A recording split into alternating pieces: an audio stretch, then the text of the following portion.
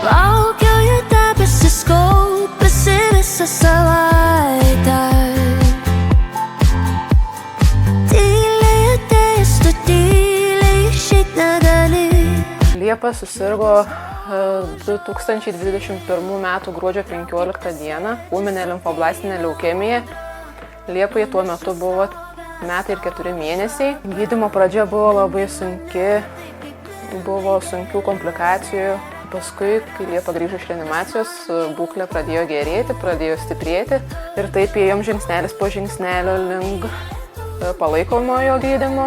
Balandžio 4 atvykom vėl čia į Santariškes, nes buvo ligos recidyvas, neuroleukemija kitaip vadinama. Prasidėjo chemoterapinis gydymas, po to grįžom dar šiek tiek namo pabūti ir rugsėjo 23 įvyko kaulų kamieninių ląstelių transplantacija. Liepos donorė lietuvė, atitikmuo buvo 10 iš 10. Pati procedūra nėra gal sudėtinga, bet viskas po to yra daug sunkiau, nes organizmas turi kovoti pats.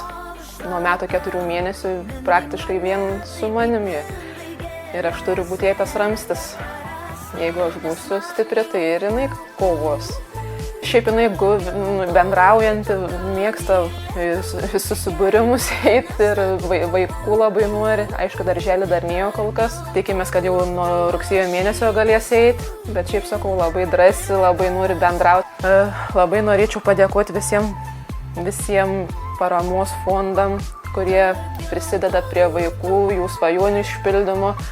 Rimanto Kaukėno fondui už Liepos svajonę išpildytą. Liepa nėra skridus ir Liepai patinka vandens pramogos.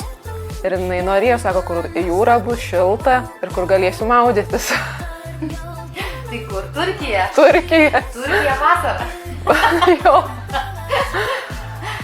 Liepai labai patinka lėlytės, patinka pačiai puoštis, lėlytės puošti, perrengti. Pestinga jinai tokia labai jau. Sako, čia mano lėliukai. Labai noriu padėkoti mūsų viso šeimos vardu Monako klubui ir visiems žmonėms, kurie prisidėjo prie Liepos svajonės išpildymo.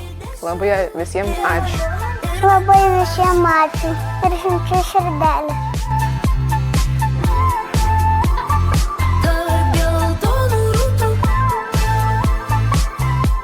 Ačiū, kad esate su mumis. Kartu tampame viena širdimi, kuri keičia pasaulį.